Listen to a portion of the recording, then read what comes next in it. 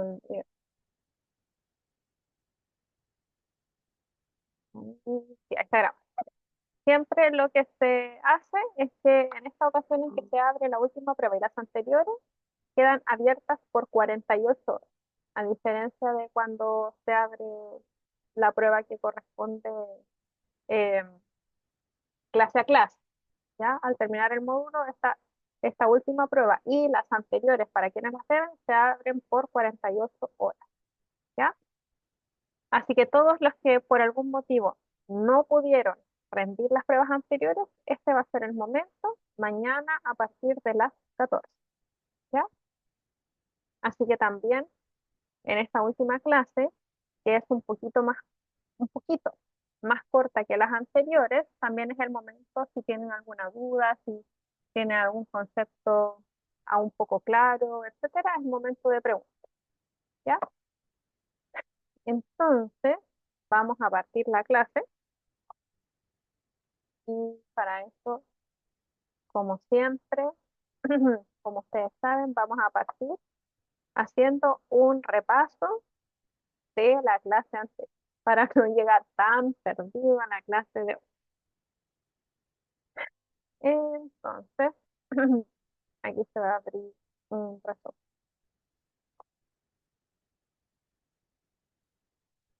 A ver, para leer el chat mientras tanto. Hola a todas, dice Cristina. No sé por qué no se abre, pero como siempre estoy preparada, aquí tengo la foto que se tenía que hacer. Entonces, la clase pasada, a ver, acá, aquí nomás. Ya, la clase pasada, ¿cierto? Nuestra clase número 7 penúltima clase, hablamos de dos grandes temas, ¿cierto? En la primera parte de la clase hablamos de la última etapa de proceso de farmacocinética, que es lo que corresponde dentro del acrónimo LATME a la letra E, que puede corresponder a eliminación o a excreción. Son sinónimos, así que cualquiera de las dos formas de llamar esta etapa está correcta. Dijimos que una vez que el principio activo ha realizado todo su viaje por el cuerpo y ha sido procesado por el hígado en esta etapa que llamamos metabolismo, tiene que, posterior a eso, eliminarse del cuerpo, ¿cierto? Salir del organismo. Y es lo que sucede en esta etapa. También dijimos que las formas o las vías a través de las que se elimina el principio activo pueden ser varias. Sin embargo, la principal, la primera, la más importante, es la eliminación renal. Es decir, se elimina a través de el líquido que producen los riñones, y que es la orina. Dijimos también que en segundo lugar de importancia estaba la eliminación biliar, ¿ya?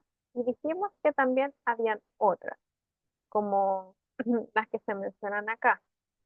E hicimos también eh, el alcance de que la eliminación por el colon no es equivalente a decir que es una eliminación en donde había un trayecto del principio activo por todo el sistema digestivo para eliminar, sino que dijimos que cuando se habla de eliminación a través del colon, lo que sucede es que este principio activo, ¿cierto? Que ya fue metabolizado y que va viajando por la sangre, pasa de la sangre directamente a la zona del colon, que es el intestino, que es parte del intestino grueso, ¿ya? No es que haya venido haciendo todo el camino del tubo digestivo, no. Pasa de la sangre directamente al colon. Dijimos también que había eliminación a través de la saliva, incluso ahí dimos algunos ejemplos de fármacos que a raíz de su eliminación a través de las glándulas salivales, ¿cierto? Por la saliva, hacían sentir en ocasiones al paciente como un sabor metálico, por ejemplo, ¿ya? Hablamos también de la eliminación pulmonar. Y ahí yo les daba el ejemplo de los gases que se usan para la anestesia general, que se denominan gases anestésicos, en donde cuando a una persona le ponen la mascarilla, ¿cierto? Con los gases anestésicos, cuando inspira, entran los gases anestésicos y cuando bota el aire, salen, se eliminan los gases anestésicos, ¿ya? Y hablamos de eliminación pulmonar.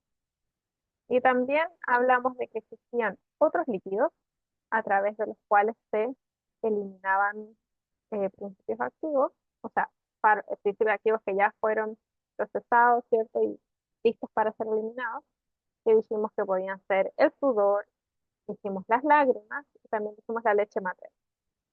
Y ahí en relación a la leche materna, yo les mostraba un recurso, ¿cierto?, que se llama de lactancia, que era para saber en el fondo qué fármacos efectivamente se eliminan por la leche materna y cuáles no.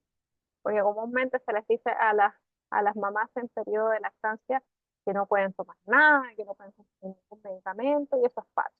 Entonces ahí yo les mostraba este recurso como para que ustedes les sirviera a futuro. Bueno, y refiriéndonos a esta vía de eliminación, que es la eliminación renal, que dijimos que era la principal, la más importante, dijimos que si nosotros nos imaginábamos que el riñón era una fábrica, los trabajadores de esa fábrica, es decir, como la unidad más pequeña, que se denomina unidad funcional, es la nefrona, así se llama, nefrona. Y ahí yo les mostraba una imagen, ¿cierto?, donde veíamos el glomérulo, que era como este ovillito de vasos sanguíneos, que eran rodeados por una estructura como en forma de C, como que envolvía este ovillito, que se llama cápsula de Bowman, ¿cierto? Y que después estaba conectado con una serie de cañerías que tenían una porción muy cercana al glomérulo que denominábamos túbulo proximal, después bajaba, hacían como una U larga que era el asa de Henle, y después otra cañería que era el túbulo distal. Entonces, en cada zona se generaban distintos procesos, ¿ya? Entonces, para que un fármaco fuera eliminado del organismo a través de la orina, dijimos que habían tres etapas. La primera ocurría en el glomérulo, por eso se llama filtración glomerular. En el fondo del glomérulo, los vasos sanguíneos que lo componen tenían, yo les decía, una especie de orificios. Es como si fuera un colador, por decirlo de alguna manera como más cercana a lo que uno conoce. Entonces por acá pasaban un montón de sustancias por difusión, ¿cierto? Y en el túbulo proximal se volvían a reabsorber a la sangre, como por ejemplo fármacos que aún tenían que metabolizar.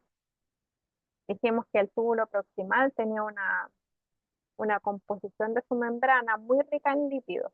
Entonces los fármacos que aún eran liposolubles y que no se podían eliminar por la orina, porque no eran hidrosolubles, tenían que volver a la circulación para que el hígado los transformara, ¿ya? Y después de eso, en el túbulo distal, había otra etapa, la última etapa, que era la secreción tubular. Volvían a pasar sustancias desde los túbulos, en este caso el túbulo distal. Y ahí hablábamos que se producía solo por transporte activo y después de que se producía esta secreción de sustancias desde el túbulo distal hacia la orina formación, ahí ya después la orina se iba por el túbulo colector. Entonces, este dijimos que era el proceso con sus tres etapas, ¿ya? Eh, y después de esto, pasamos a un tema completamente distinto a todo lo que habíamos estado hablando de farmacocinética, y ya empezamos a hablar de cómo se clasifican los medicamentos, ¿ya? Y en ese contexto dijimos que había distintas formas de clasificar a los medicamentos, ¿ya? La que vimos la clase pasada es una, y hoy vamos a ver otra forma diferente de clasificar los medicamentos. Entonces dijimos que se podían clasificar según su mecanismo de acción. Y ahí yo les hablaba de los medicamentos agonistas, antagonistas, inhibidores, eh, etcétera, ¿ya? Después hablamos de la estructura química. Hablamos también de que se podían clasificar de acuerdo a su uso terapéutico, ¿ya? Y ahí hablábamos de los distintos sistemas. Decíamos, por ejemplo, fármacos eh, que hacen su efecto en el sistema respiratorio, en el sistema cardiovascular, en el sistema digestivo, y así mencionamos varios. Y después dijimos que también había otro tipo de clasificación, que es esta última, o sea, en base al perfil farmacocinético que podían tener los medicamentos, los fármacos. Y dijimos que, por ejemplo, habían eh, fármacos de vida media corta, de vida media larga, de acción rápida, de acción prolongada, y ahí dimos varios ejemplos. Entonces, esta es una de las formas de clasificar los medicamentos, en donde también yo les hacía énfasis en que no necesariamente un medicamento va a estar solo en uno de estos grupos, sino que podía estar en varios de estos grupos a la vez. Por ejemplo, podía ser un antagonista, por ejemplo, un inhibidor de la enzima convertidora de angiotensina, que son los medicamentos antihipertensivos. Entonces, según mecanismo de acción, era un medicamento inhibidor. Según su estructura química, era un antihipertensivo. Según su uso terapéutico, era un fármaco cardiovascular, ¿ya? Por ejemplo. Entonces, podía estar en más de un grupo a la vez, ¿ya? Y eso fue lo que vimos a grandes rasgos en la clase pasada. No sé si de eso les queda todavía alguna duda, sino para partir con la clase de hoy.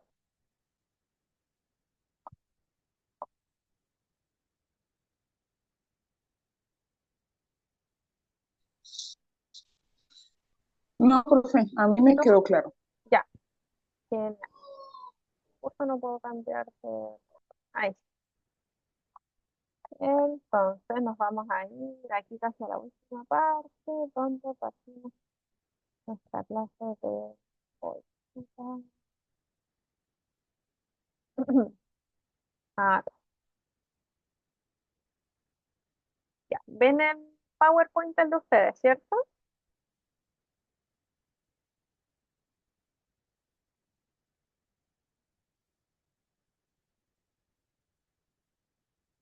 Sí, profe. Ya, Priscila. Súper. Entonces, otra forma de clasificar a los medicamentos es una clasificación internacional que se llama clasificación ATC. ¿Por qué se llama ATC? Dado su nombre en inglés, que es la clasificación anatomical, que tiene que ver con lo anatómico, therapeutic, que tiene que ver con lo terapéutico, y chemical, que tiene que ver con la parte química. Sistema de clasificación, Classification System, ¿ya? Por eso ATC, anatómico, terapéutico y químico. Entonces, como les decía, es un sistema que se usa a nivel internacional de manera de tener un lenguaje como estándar para, para saber, eh, para que todos entendamos lo mismo cuando nos referimos a un medicamento. Por ejemplo, eh, ya, el típico ejemplo que les doy del paracetamol. Acá uno puede decir genial y todos sabemos que es paracetamol. Pero si yo voy a otro país, cualquiera, yo voy a decir genial y nadie va a entender de lo que estoy hablando. Entonces, en este, en este sistema de clasificación, los medicamentos tienen códigos. Y estos códigos, además de permitirnos identificar qué medicamento es, nos dan información sobre dónde e incluso a veces de cómo actúa, ¿ya? Esta clasificación fue desarrollada por la Organización Mundial de la Salud, la OMS, y como yo les decía, se utiliza para estandarizar la clasificación y la descripción de los fármacos. Así todos describimos fármacos de la misma manera. Como dice acá, la estructura jerárquica de la clasificación ATC consta de 5 niveles, ¿ya? O sea, siempre se va a seguir el mismo orden mencionando 5 niveles, de cada 5, como por decirlo de alguna forma, 5 características del medicamento que nos van a permitir identificar de qué medicamento se trata, ¿ya? Como dice acá, cada uno de estos niveles va a proporcionar información detallada sobre el medicamento del cual estamos hablando, ¿ya? Entonces,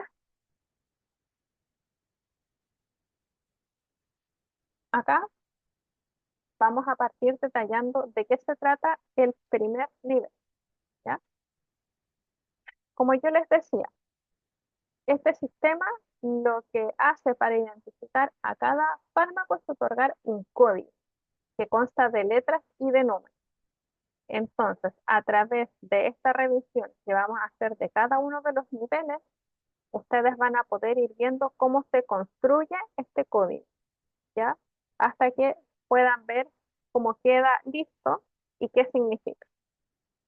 Entonces, para iniciar, se parte con una letra. Y esta letra lo que representa es el primer nivel de la clasificación, que es el nivel anatómico, ¿ya? Entonces, en el primer nivel, los medicamentos se agrupan según el sistema o el órgano sobre el cual actúan principalmente. Cada grupo se identifica con una letra mayúscula.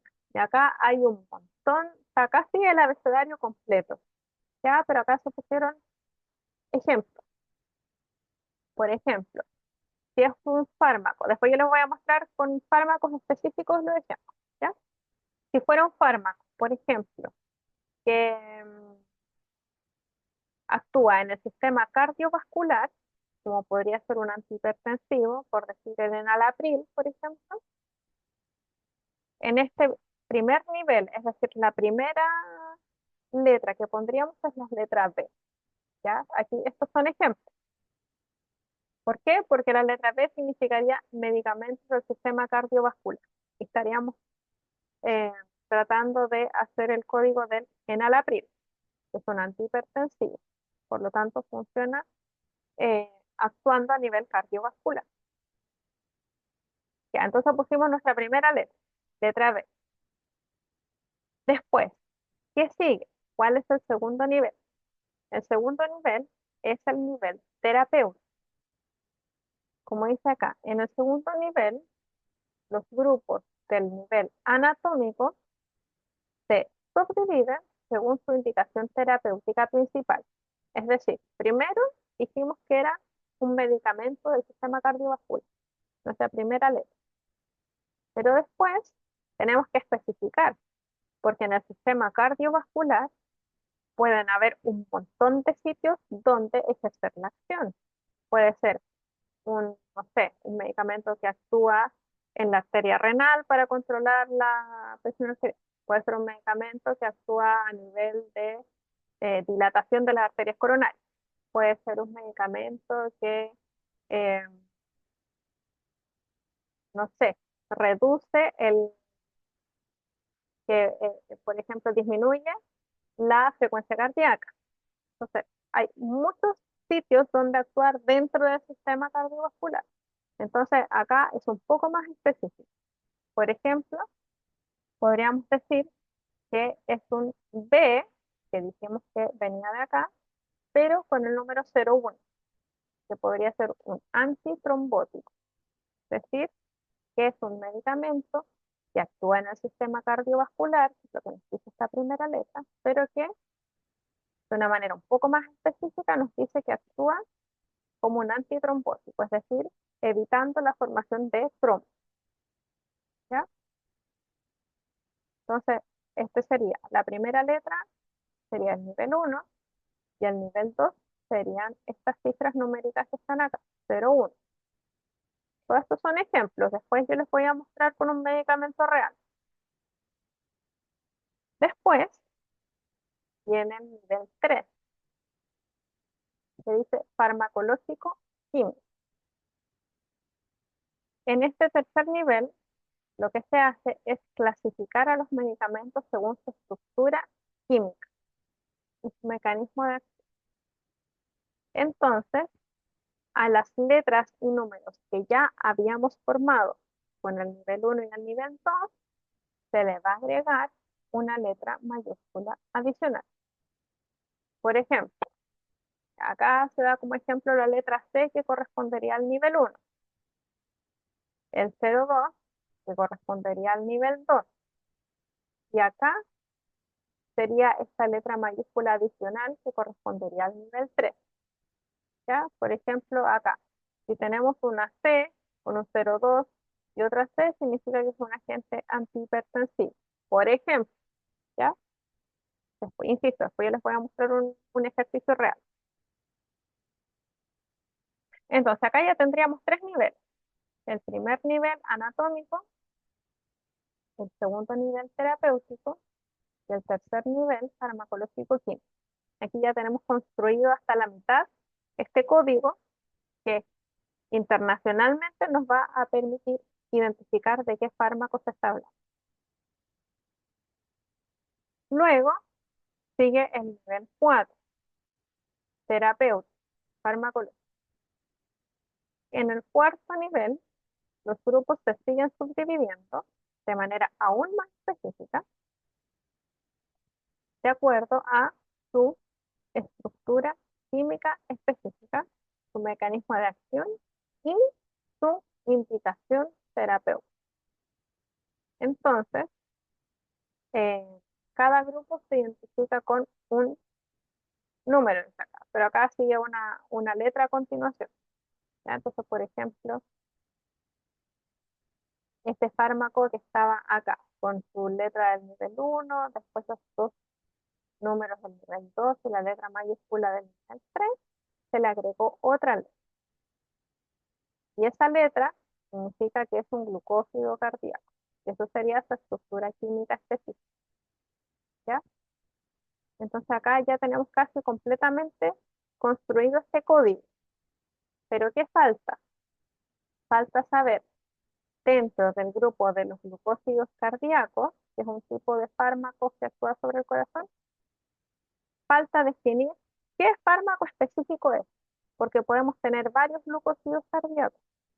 Ya ese es un grupo de fármacos, pero para saber cuál es el nombre específico de ese fármaco, está el nivel 5. Que el nivel 5, como dice acá, es el que permite identificar los medicamentos específicos según su nombre genérico. Y acá se le agregan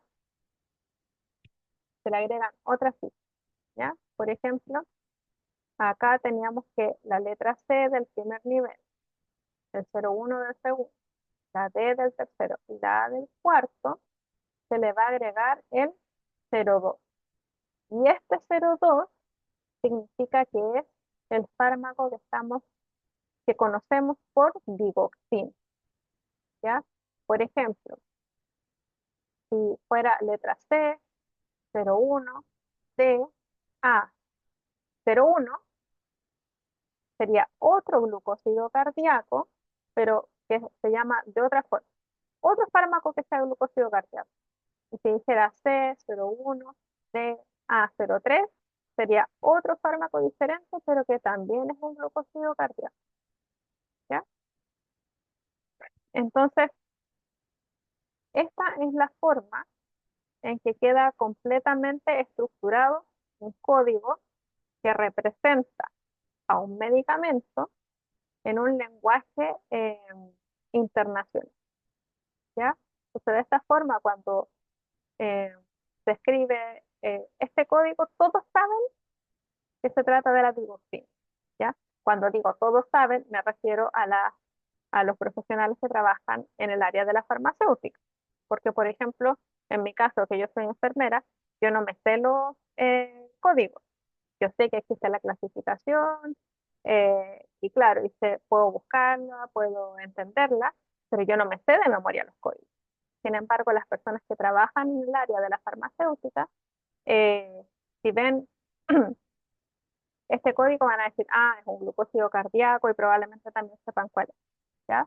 Entonces, en el fondo, tampoco es para que ustedes se memoricen los códigos, sino que para que conozcan que existe esta forma de clasificar internacionalmente para que todos entendamos lo mismo cuando se habla de un fármaco.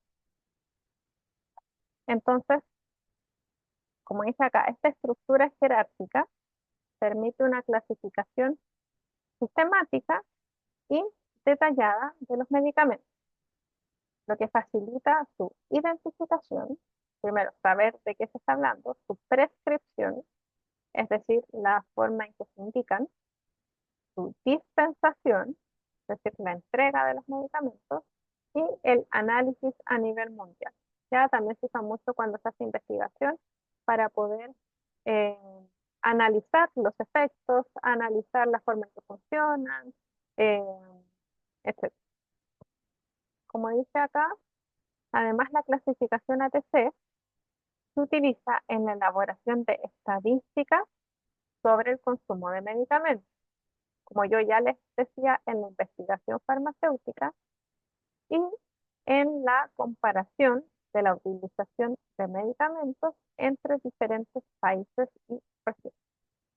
¿Ya? Em, entonces, antes de mostrarles lo que sigue, quiero mostrarles, como yo ya les decía, ejemplos, porque así va a ser más fácil que lo puedan comprender. ¿Ven que hice cambio de PowerPoint?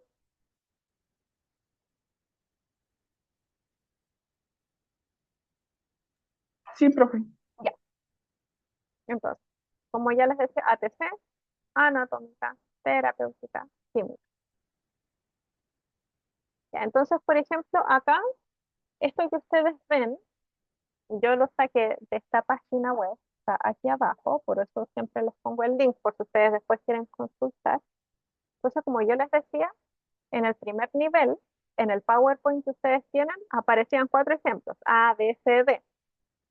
Sin embargo, hay una larga lista de letras, ya que hablan de distintos órganos o sistemas anatómicos donde puede actuar el fármaco que dijimos que era el primer nivel, ¿cierto? Anatómico. Entonces,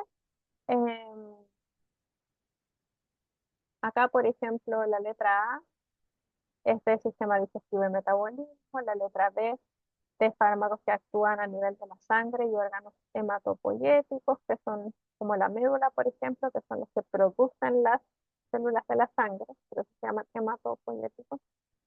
Letra C, sistema cardiovascular. Letra D, medicamentos dermatológicos y así. Geniturinario, hormonas, antiinfecciosos, antineoplásicos, sistema musculoesquelético. Cada órgano o cada sistema está identificado con una ley que corresponde a este primer nivel, primer nivel anatómico, ¿ya?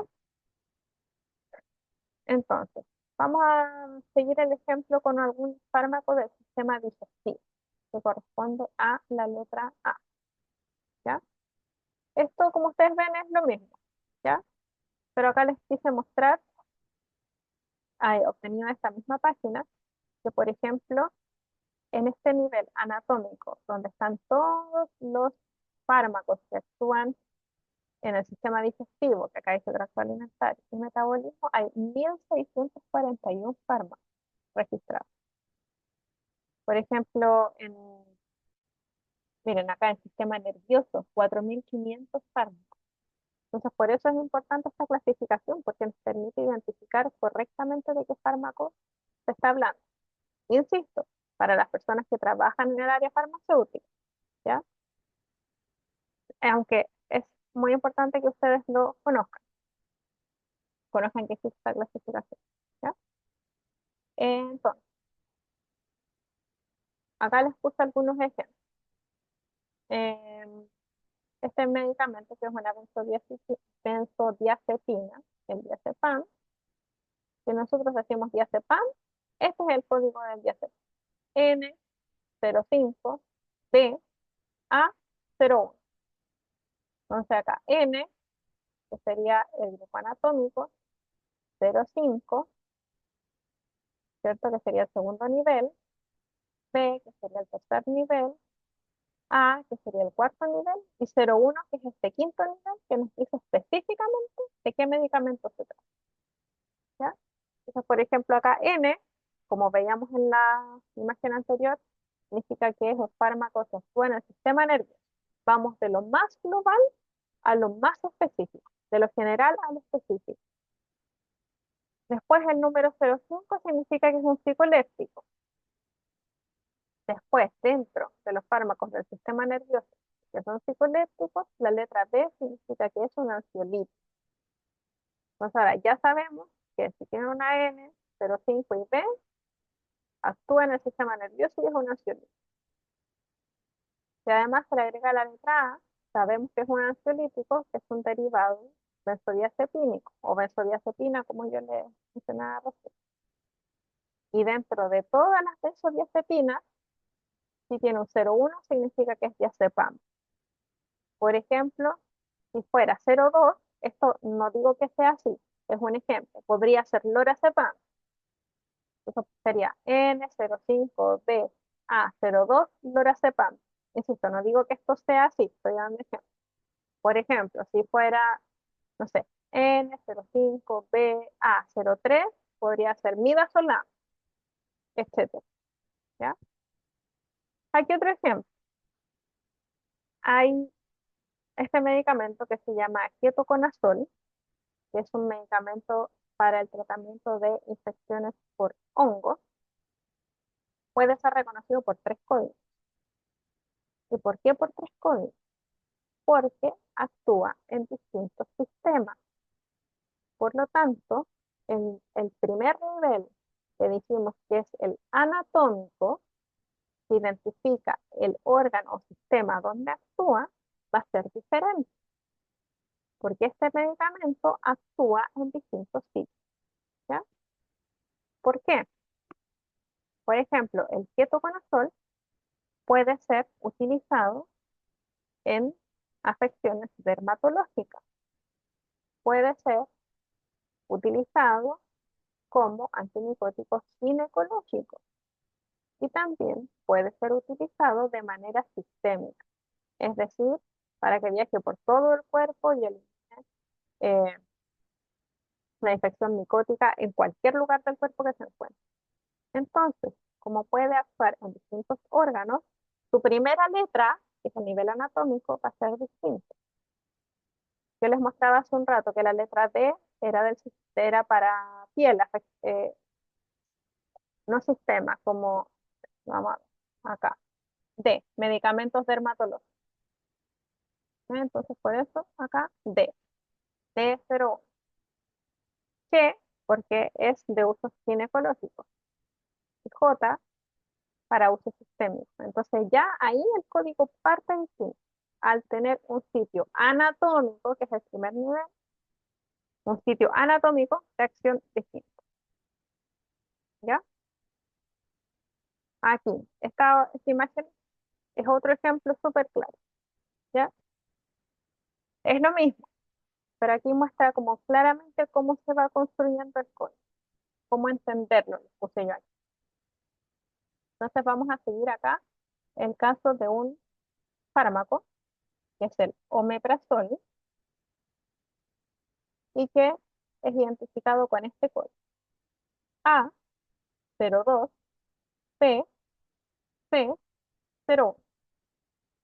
Entonces, ¿cómo se entiende? A, porque el omeprazol, que ustedes saben que es un medicamento inhibidor, se le llama inhibidor de la bomba de protones, pero está destinado a disminuir la acidez gástrica. ¿Ya? Entonces, como actúa a nivel del estómago, va a ser un medicamento que inicia, un medicamento que tiene un código que inicia con la letra A. porque al actuar en el estómago lo vamos a clasificar dentro del aparato digestivo y metabólico. Entonces, primera letra A, primer nivel. Segundo nivel corresponde a los preparados estomatológicos, ¿ya? ¿Por qué? No podría ser, por ejemplo, A04, porque los que tienen este código 04 son antieméticos y antinauseantes, es decir, para los vómitos y las náuseas. Y el omeprazol no es para eso. Entonces, aquí va, preparados estomatológicos. Ya tenemos primer y segundo nivel, A01. A01A, sigue con lo mismo, preparados estomatológicos. Después, dice, B, se me perdió. Empezó, B, C, acá está. Aquí. A02, B, acá, A02B, eso es lo que teníamos construido. A02B, que es un medicamento para la úlcera y el reflujo. A02B y se le agrega la C, porque es un inhibidor de la bomba de protones para las úlceras C. Y dentro de los que están clasificados como A02B está la ranitidina, la famotidina, el misoprostol y el omeprazol. Entonces se le da el último nombre, que es el 0. ¿Ya? Ahí está como lo mismo. Esto es lo mismo que lo anterior. ¿Ya? Ahí está como lo mismo. A02, A02B, A02BC, A02BC01. Como la forma en que se fue construyendo el código y que este código significa omeprazol. Por ejemplo, si tuviéramos A02BC, aquí tenemos el 01 es omeprazol, pero si dijéramos 02 es pantoprazol, si dijéramos 03 es lansoprazol, 04 rabeprazol, que este no está en Chile, el pantoprazol tampoco, si dijéramos que termina 05 es omeprazol. Entonces, de esa forma se van identificando de qué medicamento se trata y al poder conocer todas estas letras y números que lo conforman, uno sabe, es del sistema digestivo, es del sistema cardiovascular, es del sistema hematopoyético, etc. Ya insisto, no es que ustedes tengan que memorizarse estos códigos, es solamente para que comprendan esta clasificación internacional. ¿Ya? Eh, acá también en su PowerPoint hay otro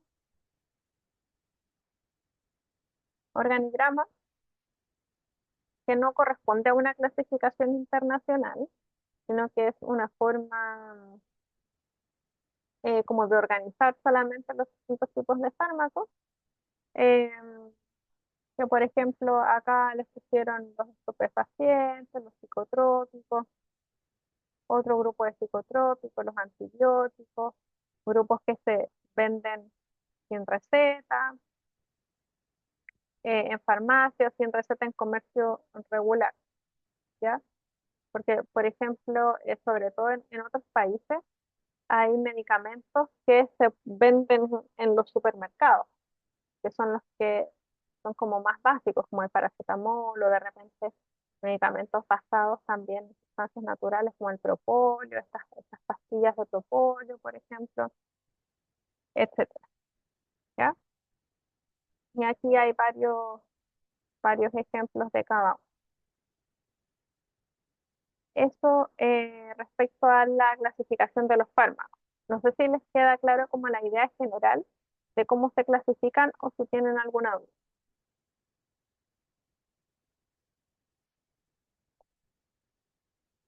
Si no hay duda, seguimos adelante. Ya. Entonces, el segundo tema que nos corresponde abordar hoy tiene que ver con la farmacovigilancia. Y como el nombre lo dice, es un proceso de supervisión respecto a distintos aspectos de los fármacos, ¿ya? Por eso se llama farmacovigilancia. La farmacovigilancia se realiza a distintos niveles.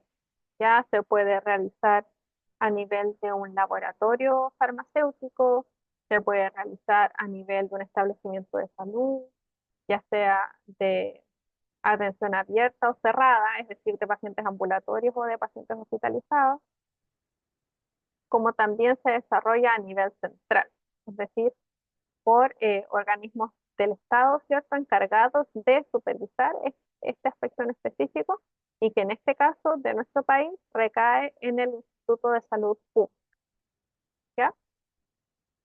Entonces, la farmacovigilancia es un proceso, ¿ya? Es decir, es una serie de etapas continuas, es decir, que se hace permanentemente de monitoreo y evaluación de la seguridad de los medicamentos una vez que están en el mercado, ¿ya? Es decir, una vez que este medicamento ya ha sido autorizado para venta, para que se encuentre disponible para la población, ¿ya? Porque cuando los medicamentos no han sido todavía aprobados para venta, ahí no entra la farmacovigilancia como la vamos a presentar acá. Ya ahí aún hay otras instancias de evaluación de la seguridad dentro de los estudios clínicos que se hacen para aprobar los fármacos antes de poder ponerlos a disposición de la población.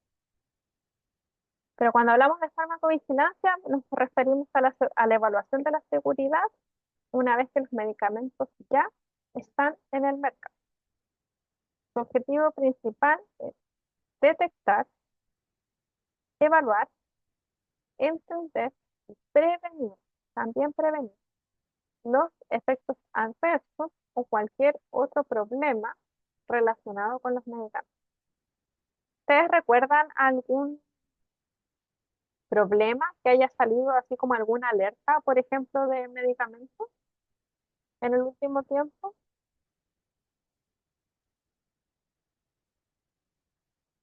¿Algún ejemplo que a ustedes se les ocurra?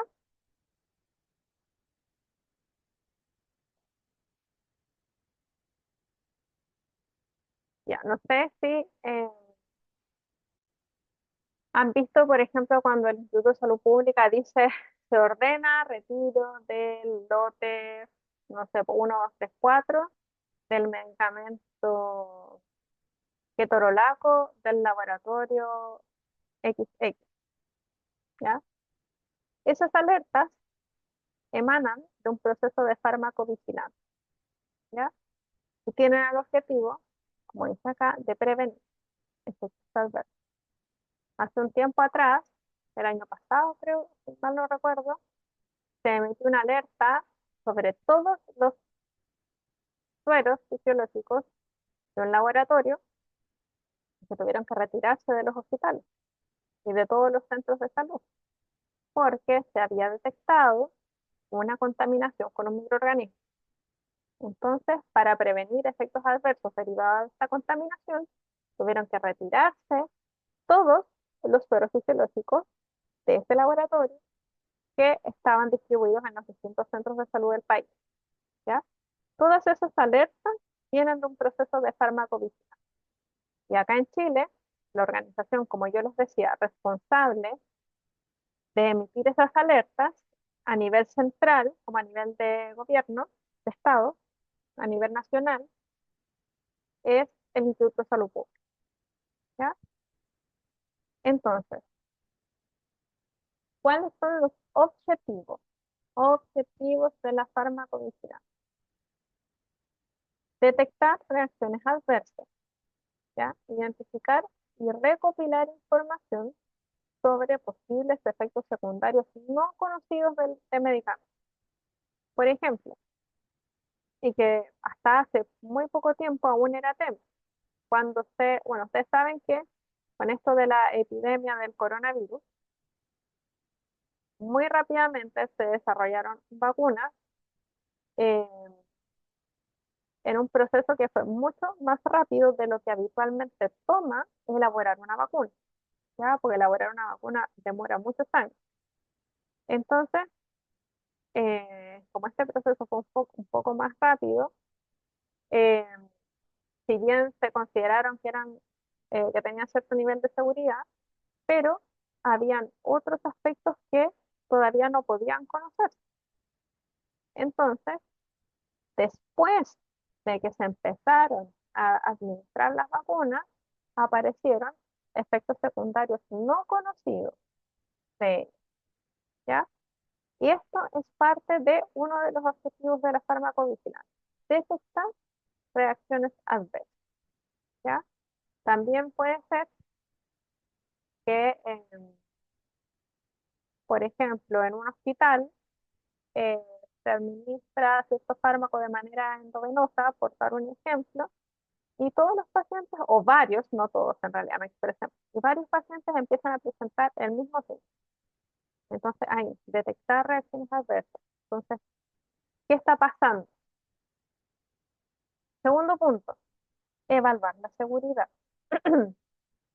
Analizar la gravedad y frecuencia de las reacciones adversas para determinar si un medicamento es seguro para su uso. Es decir, si tenemos un medicamento que está siendo administrado y se ve que, no sé, por ejemplo, voy a dar un número aquí, de 10.000 pacientes a los que se les administra, 8.000 presentaron una reacción adversa, también algo hay que revisar en cuanto a la seguridad para el uso del medicamento. Por supuesto, dependiendo de la gravedad, si es algo leve, si es algo moderado o algo eh, severo. Tercer punto, comprender los riesgos, ¿ya? Investigar las causas y factores de riesgo asociados con estas reacciones adversas, ¿ya?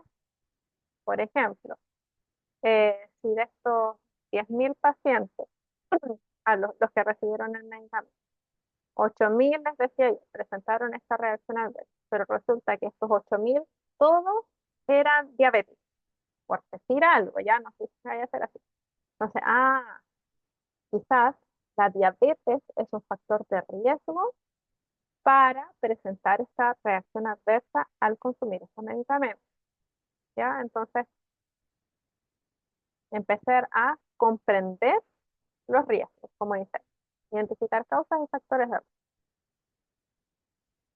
Punto 4, prevenir problemas, tomar medidas para minimizar o prevenir los efectos adversos, como actualizaciones de las etiquetas de los medicamentos, cambios en las dosis o restricciones de uso. Ya, eso se entiende. Y promover el uso seguro, es decir, entregar a la población, al público en general, toda la información y educación sobre la seguridad de los medicamentos y el uso adecuado, ¿ya? Como yo les decía, a la población, al público en general, pero también a los profesionales de la salud. En muchas ocasiones, cuando hay algún medicamento nuevo que ingresa a algún hospital, eh, hay capacitación por parte del laboratorio sobre el laboratorio que elabora el medicamento sobre el uso adecuado de este medicamento, ¿ya? Entonces, esto también tiene que ver con la promoción del uso seguro y cumplir los objetivos de la farmacovigilancia. ¿Ya? Estos serían los objetivos: detectar reacciones adversas, evaluar la seguridad, comprender los riesgos, prevenir problemas y promover el uso seguro. Ahora, yo les decía hace un momento, la farmacovigilancia es un proceso. Entonces, si es un proceso, significa que tiene una serie de etapas, ¿ya? Y estas son las etapas de la farmacovigilancia. En primer lugar, la detección, ¿ya?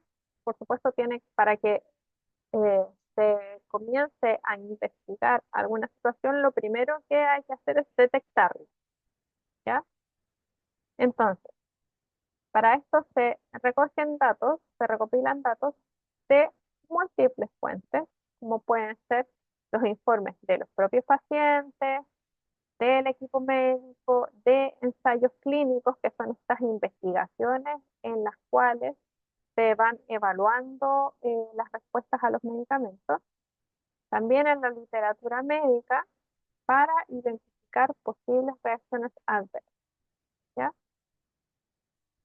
Eh, Cuando los profesionales que trabajamos en atención directa a los pacientes eh, detectamos la ocurrencia de una reacción adversa eh, a un medicamento, lo que uno tiene que hacer es notificar al químico farmacéutico del hospital.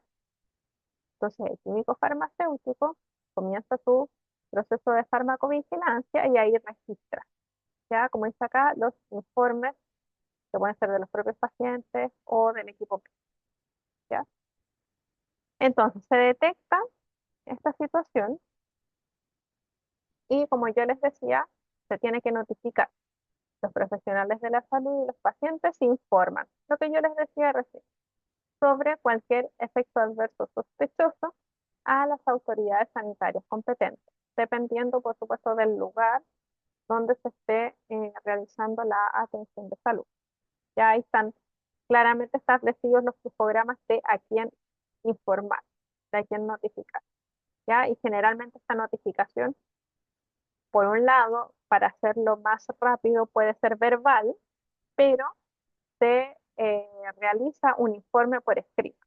Y en ese informe por escrito se detalla qué medicamento estaba recibiendo, en qué dosis, si ya había recibido dosis anteriores, en qué cantidad, hace cuánto tiempo, con qué frecuencia, antecedentes de salud del paciente, antecedentes familiares, eh, etcétera.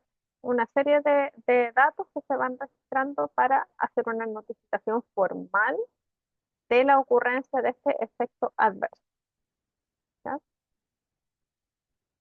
Después que ya se detectó y se notificó, lo que se realiza es una evaluación, ¿ya?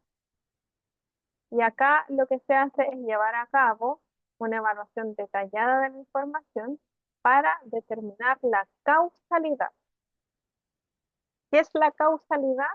Es poder determinar que efectivamente la causa de ese efecto adverso fue la administración del fármaco, porque a uno le puede parecer que es muy obvio que, no sé, por ejemplo, llegó el paciente a administrarse, no sé, un antiemético, ¿cierto? Porque estaba con vómitos, y yo se lo administré y empezó con el efecto adverso a los minutos. Pero a lo mejor yo no sabía que ese paciente antes de ir se había administrado otro medicamento. Entonces, acá la reacción adversa no fue a causa del medicamento que lo inyecté, sino que a raíz de una interacción con otro, por ejemplo, ¿ya? Entonces, hay que determinar que efectivamente hay una causalidad, ¿ya? Y eso se hace a través de un proceso de evaluación detallada.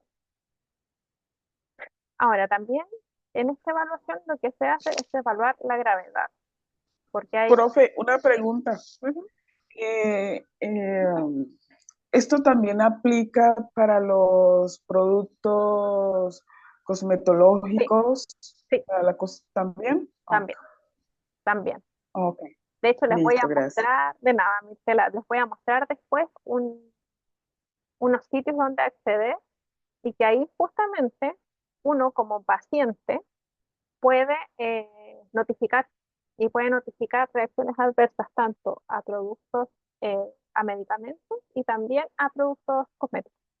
¿Ya? Así que ahí se los voy a mostrar. Súper buena pregunta. Después de esta evaluación viene como en el fondo la toma de medidas, la toma de acción.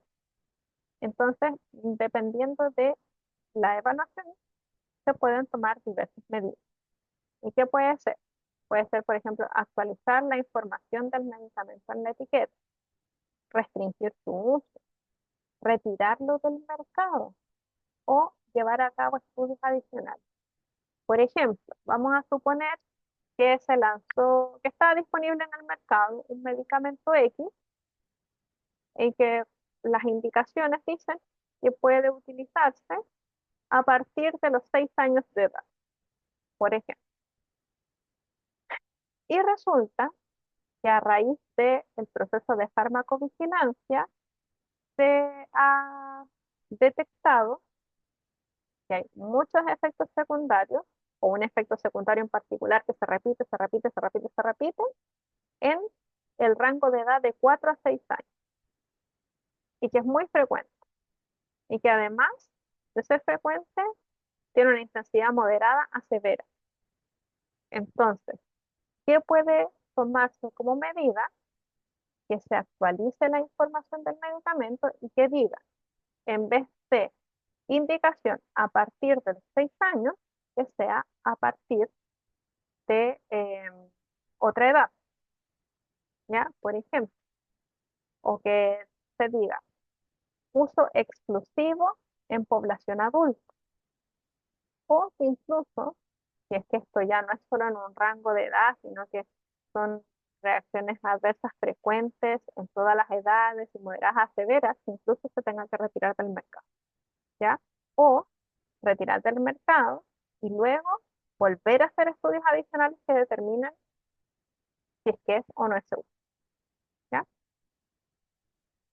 Entonces, luego de esto, de que se en el fondo determinan qué medidas se van a tomar, estas medidas tienen que comunicarse, porque todos los profesionales de salud tenemos que estar al tanto de estas restricciones, de estos cambios, de estas actualizaciones, de este retiro del mercado. Entonces se comparten los hallazgos y las decisiones con los profesionales de la salud, los reguladores y el público en general para garantizar una toma de decisiones informada y una mayor conciencia sobre la seguridad de los medicamentos. Entonces, no es la farmacovigilancia no es solamente, como el nombre lo dice, vigilar. Ah, está ocurriendo este efecto adverso, listo, lo anoto. No, es todo un proceso que, como yo les decía aquí, parte por detectar, esto no puedo retroceder, pero detectar, notificar, evaluar, acciones, tomar medidas y comunicar estas acciones. Ya no es solamente el registro, no es solamente vigilar qué está sucediendo, sino que es todo un proceso que tiene que dar en el fondo una respuesta a esto que se encuentra, ¿ya? Eso. Son justo las 8:01. Hagamos un receso de 15 minutitos hasta las 8:16 y ahí volvemos de nuevo con lo poquito que nos, ¿ya? 8:16 nos Listo.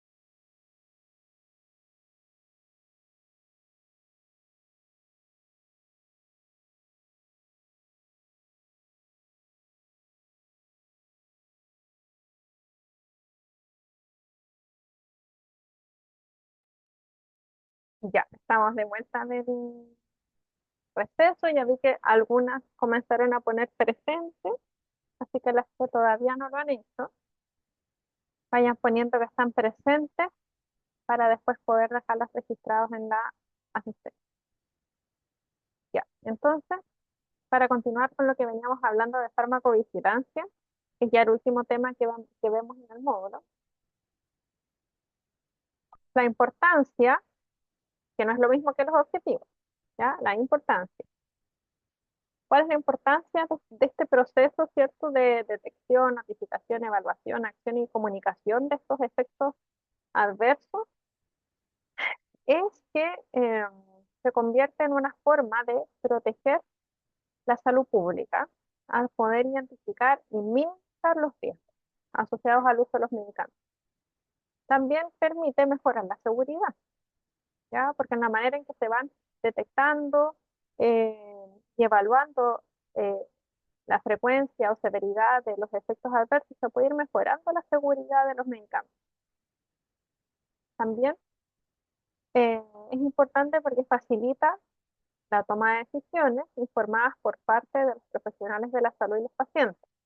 Ya que, como yo les decía, por ejemplo, si vemos que un medicamento eh, se reporta una mayor ocurrencia de eventos adversos en cierto grupo de edad, eh, cuando se toman decisiones sobre con qué medicamento tratar, a este grupo de edad vamos a decir, bueno, se ha visto que el medicamento A está presentando una gran cantidad de efectos adversos, por lo tanto, eh, la mejor decisión es preferir en estos casos el medicamento B. Entonces, por eso se dice que es importante porque facilita la toma de decisión. También contribuye al desarrollo continuo de políticas de salud y regulaciones y porque en cierta forma todo este proceso y que, que al detectarse ciertas situaciones se tomen medidas y se comuniquen, ayuda a mantener la conciencia del público en el sistema de salud y también en la industria farmacéutica. Entonces, como dice acá en resumen, la farmacovigilancia desempeña un papel crucial en la protección de la salud pública al identificar y abordar los riesgos asociados con el uso de medicamentos, garantizando así un uso seguro y eficaz de los, ¿ya? Entonces, en el fondo, esa es la importancia, que no es lo mismo que los objetivos, ¿ya? Para que no se confunda. Y esta es la última diapositiva del PPT que tienen ustedes, ¿ya? Entonces, a modo de complemento, como siempre, yo les voy a mostrar algunas otras cosas. Eh, a ver, ya. Entonces, como yo les mencionaba hace un ratito, acá, digamos, a nivel central, el organismo que está encargado de, como de guiar el proceso de farmacovigilancia es el Instituto de Salud Pública, el ISP, ¿ya? Y en su página web, si ustedes entran, y, bueno, llegan al inicio, ¿cierto? Pueden entrar donde dice Agencia Nacional de Medicamentos y van a llegar a un ítem que se llama farmacovigilancia. Entonces acá, si ustedes siguen este link, van a llegar a la parte de farmacovigilancia, ¿cierto? Y aquí define un poco, cuenta un poco de historia, los objetivos, ¿cierto? Que estos objetivos son los que plantea el ISP. Recuerden que todo esto es complementario. No se vayan a confundir con que lo que ustedes tienen que aprender como objetivos es lo que está en su power, ¿ya? Para que no se confundan. Em, bueno, y acá habla un poco más de eso, pero lo que les quiero mostrar es que acá hay distintos links relacionados con lo mismo donde se puede notificar, ¿ya? Y además de notificar, se puede ingresar a alguna información que puede ser de utilidad. para el personal médico y personal farmacéutico.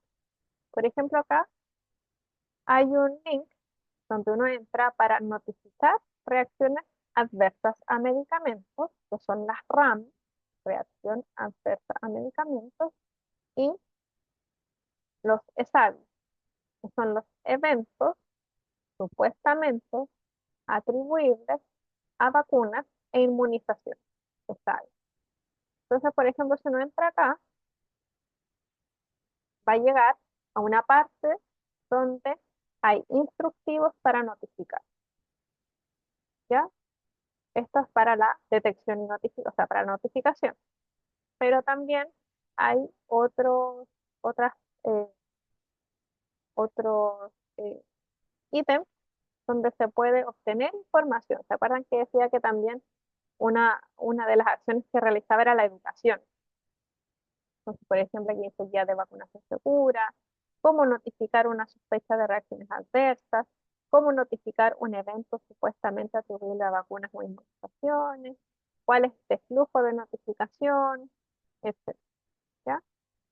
Em, Eso por una parte. También aquí habla del Programa Nacional de Farmacovigilancia, que es el que rige en todo nuestro país. Hay notas informativas, hay farmacovigilancia específica de vacunas, farmacovigilancia en la industria farmacéutica. Hay algunas presentaciones de utilidad que se pueden utilizar, se pueden ver. Hay información a la comunidad.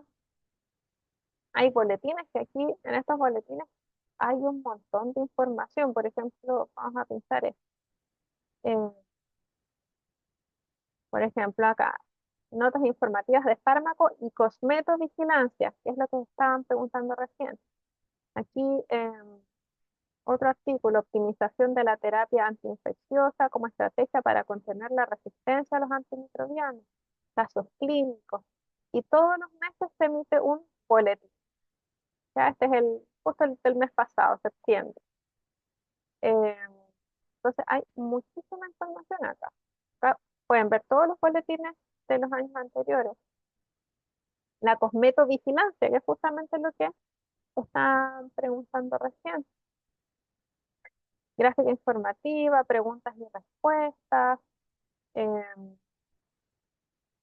fichas informativas de medicamentos y vacunas. Entonces hay un montón de información acá. Bueno, los boletines, que era lo que yo les mostraba, y hay noticias sobre farmacovigilancia a las que ustedes pueden también acceder, ¿ya? Todo esto en la página del Instituto de Salud Pública, que es el organismo que lidera todo este proceso a nivel nacional. Y también les quería mostrar esto, que es de las redes sociales del ISP, que yo les recomiendo que lo sigan, sobre todo ustedes que van a trabajar en el área farmacéutica, porque es importante que estén al tanto de las alertas que pueden generarse o noticias en general relacionadas con el mundo farmacéutico. Entonces, acá, por ejemplo, yo les quise mostrar esta publicación que es antigua, pero que habla del sistema de vigilancia integrada, que es una estrategia del Instituto de Salud Pública a través de la cual los pacientes pueden notificar, pueden notificarse si han tenido eventos adversos relacionados o supuestamente relacionados con algún medicamento o vacuna. Entonces, por eso aquí dice, ¿sabías que puedes notificar sospecha de evento adverso a vacuna y o sospecha de reacción adversa a medicamentos? Conoce el sistema de vigilancia integrada, ¿veis? Del ISP. Y aquí está el link a través del cual se puede entrar. Entonces, ustedes mismos, no en su rol de auxiliar de farmacia, sino que en su rol de paciente, podrían notificar.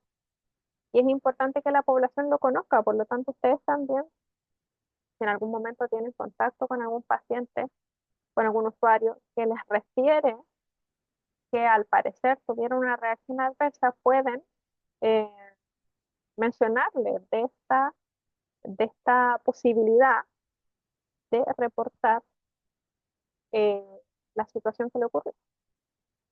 Entonces acá está.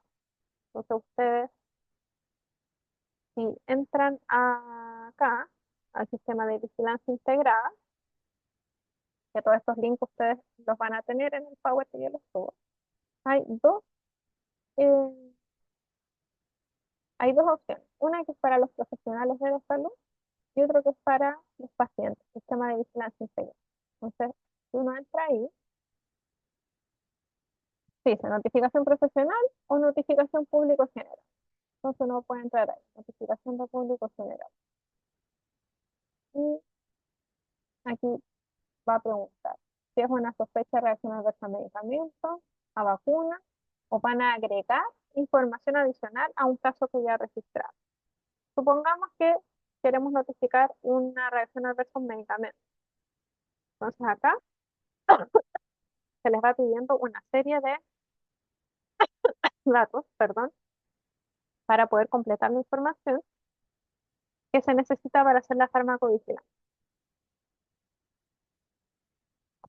Entonces, en primera instancia piden información del paciente, las iniciales, el grupo etario, y acá están todas las opciones, peso, estatura, si pertenece a un pueblo originario, el sexo biológico, si está embarazada, cuánto tiempo tiene de embarazo, historia clínica. Y acá los antecedentes, las enfermedades, si está en tratamiento con algún medicamento, si es alérgico, si consume alcohol, drogas, el nivel de actividad física, etc. Y después de eso, acá tendría que yo completarlo para poder llegar al paso 2, pero después sí información del evento, ya de la reacción adversa, del evento adverso en particular, después de medicamentos, después sobre qué se hizo, qué hizo usted, y información de qué noticia. Y así el usuario puede identificar eventos adversos, ¿ya? En lo que se llama sistema de vigilancia integral. Em, mm, entonces, lo otro que yo les mencionaba y que también es parte de las actividades que realiza el Instituto de Salud Pública en el contexto de la farmacovigilancia son estas notificaciones tanto a la comunidad de profesionales de salud como a la población en general sobre retiros de productos. ¿Ya? Por ejemplo, este es Antigua, 12 de julio de 2018. ISP, notificación de retiro del mercado de lotes de productos farmacéuticos que contienen valsartán. ¿Qué dice el Instituto de Salud Pública? Informa a la comunidad del retiro del mercado de los productos farmacéuticos que contienen el principio activo valsartán, fabricado por este laboratorio, eh, debido a la detección de una impureza en el producto. Ya información que fue dada a conocer por la Agencia Europea de Medicamentos. Y aquí se puede descargar el detalle. En la noticia, por supuesto, voy a hacer una captura de pantalla solamente. Por ejemplo, esta que es la que yo les mencionaba hace un rato, que ocurrió el año pasado, me dice ISP, instruye retiro de mercado de productos de laboratorio de producción de estándar. La medida preventiva del retiro, a raíz del hallazgo de contaminación microbiológica, aplica a productos fabricados antes del 13 de enero del 2023. Asimismo, se instruyó cuarentena para el producto cloruro de sodio al 0,9% con envase de plástico desde 500 ml. Entonces, el ISP, al detectar esta contaminación, la medida que toma es solicitar el retiro del mercado. Entonces, se detecta esta contaminación, ¿cierto? Por supuesto, hay una notificación, se evalúa, se toman medidas y se comunica el proceso de farmacovigilancia. Y acá, también en la página del ISP, por dice ispchile.gov.cl, categorías alertas, ANAMES, están todas las últimas alertas sanitarias sobre medicamentos y cosméticos. Entonces acá ustedes las pueden revisar. Pueden entrar y revisar todas las últimas. Por ejemplo, acá de mayo del 2024, retiro del mercado, ¿sí? todos los lotes del producto farmacéutico Clarín. Esta fue hace este año, fue hace poco, ¿ya? No sé, bueno, esta es la misma. Hay otra del 27 del 5. Y ISP refuerza advertencia. Esta no es un retiro del mercado, es otra medida. Refuerza advertencia sobre el riesgo de convulsiones y otras reacciones del sistema nervioso central con el uso de antibióticos de la familia de las cefalosporines.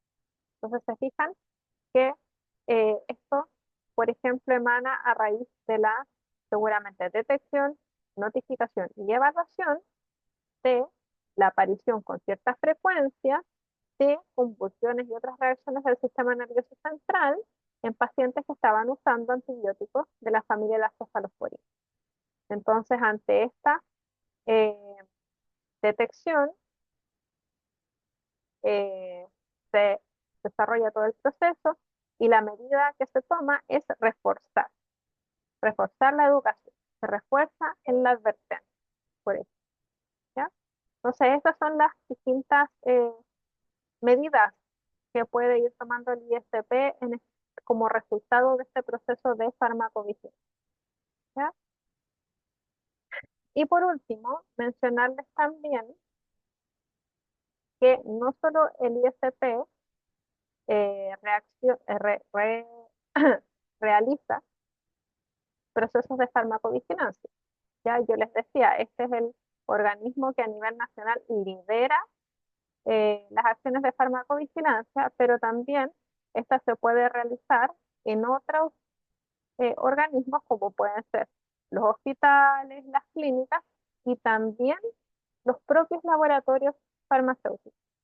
Entonces, por ejemplo, acá yo les dejé el link del laboratorio Tecnofarma, en donde ustedes pueden entrar y reportar eventos adversos a medicamentos de ese laboratorio. ¿Ya? Entonces ustedes entran y es una forma de trabajo similar a la que vieron con el ISP, en donde se va a solicitar una serie de datos al paciente relacionados con sus antecedentes personales, sus antecedentes médicos, familiares, los antecedentes del fármaco, por ejemplo, eh, cuáles fueron las medidas que se tomaron, de manera de poder realizar una evaluación completa de esta situación adversa, ¿ya? Acá, por ejemplo, si ustedes ven el laboratorio Abbott, también tiene un acceso dentro de su página para poder notificar eh, eventos adversos. Ahora, acá no hay un link, sino que dice que para reportar un evento adverso hay que comunicarse a un correo o a un teléfono, ¿ya? Y acá, por ejemplo, voy a correr acá ahí. Acá yo puse un medicamento en la página del Laboratorio Chile, que es la oxolamina en presentación de jarabe infantil. Está toda la información, las indicaciones, las advertencias, las contraindicaciones, las interacciones, efectos adversos, y al final está esta nota que dice, ¿has presentado efectos adversos con este u otro medicamento? Repórtalo aquí. Ustedes pinchan y van a llegar a un formulario de farmacovigilancia, donde también les van a solicitar el ingreso de algunos datos y eh, posteriormente la mayoría de los casos se realiza igual un contacto con el paciente y se le hacen otras consultas, etcétera, ¿ya? Entonces, eh, se hace con la idea de que el ISP es el que lidera, pero hay otros organismos e instituciones que también tienen sus propios procesos de farmacovigilancia, ¿ya? Y con eso terminamos. Con eso terminamos toda la materia. Dudas, consultas, eh, comentarios, alguna observación, porque ya, como yo les decía, esta clase es cortita, así que con esto estamos ya terminando. Vamos a cerrar, ¿no? Recuerden, esto se corrió, imagen.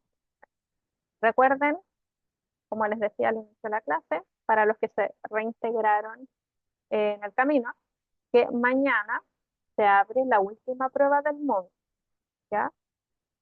Como se abre la última prueba del módulo, es el momento en el que también se abren las otras pruebas anteriores, de manera que quienes por X motivo no pudieron rendirla en su momento, ahora sí puedan rendir, ¿ya? Eh, Estas pruebas se abren, a diferencia de las anteriores, por 48 horas, ¿ya? Se van a abrir mañana, porque la prueba está agendada para mañana a las 14 horas, ¿ya? Y van a estar abiertas por 48 horas, ¿ya? Esto es solamente para que lo rindan las personas que no las rindieron anteriormente, ¿ya? Si ustedes ya la vieron, no van a poder acceder de nuevo porque la plataforma está configurada para que cada alumno rinda la prueba solo una vez, ¿ya? Eso, ya. Entonces, si no hay más dudas, o sea, si no hay dudas, porque no parece que no hay ninguna duda, alguien abre el micrófono, Mirtel. No, yo solo quiero dar las gracias. De verdad que fue un tema bastante complejo, muy bueno, que toca seguir investigando, toca seguirlo estudiando y también colocarlo en práctica. Así que, profe, muchas, muchas, muchas gracias. Me gustó, Qué bueno, me,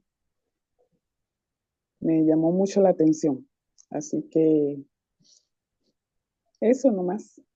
qué bueno, Mirtela, que le haya gustado a pesar de lo complejo que es este tema, porque pues, sobre todo la farmacocinética, por Dios, qué cantidad de conceptos, de procesos, pero como bien usted dice, esto hay que seguirlo estudiando, hay que seguirlo revisando. Si ustedes ven este power de apoyo que yo les dejo, en varias clases les dejé ejercicios, como yo les decía ahí, metan Salvadoneco, lean, vayan tratando de aplicar todo esto que aprendimos, porque si no, rápidamente se les va a olvidar. Entonces, el secreto es como irlo aplicando y en la medida que lo van usando, ya se les va a hacer como parte de, como de la vida cotidiana dentro de su quehacer laboral. Así que, qué bueno que lo haya disfrutado. Espero que a pesar de lo complejo hayan logrado quedarse con la mayoría de las ideas claras. Eh, Eso, entonces, si todas ya pusieron que están presentes, que empecé a ver que sí. Daniela, Profesor, ay, ¿quién me habla? No la veo. consulta, profe. Sí, Janet, ahí sí la veo. Terminamos ahora el módulo y ya mañana no hay clase entonces a las 10. No, mañana ya no hay clase. Hoy día terminamos las. Ah, no, ok, dedicarme entonces a las pruebas. Perfecto. Sí, mañana Ok, solamente las pruebas que las voy a activar como ustedes me pidieron a las 14. ok, perfecto. Muchas ¿Ya? gracias por todo. De nada, Sí, Janet, de nada. Un gusto haberles hecho clases, así que me despido, que estén muy bien, les deseo mucho éxito en sus pruebas y también en su quehacer como auxiliares de farmacia. Y eh, no sé si después tienen otro módulo o no, o con eso terminan. Parece que tenemos terminamos con este. ¿Casi que terminan? Ya, entonces, con mayor razón, el mayor de los éxitos y que estén muy bien. Muchas gracias, profe. De nada, buenas noches. Buenas igual. noches. Gracias.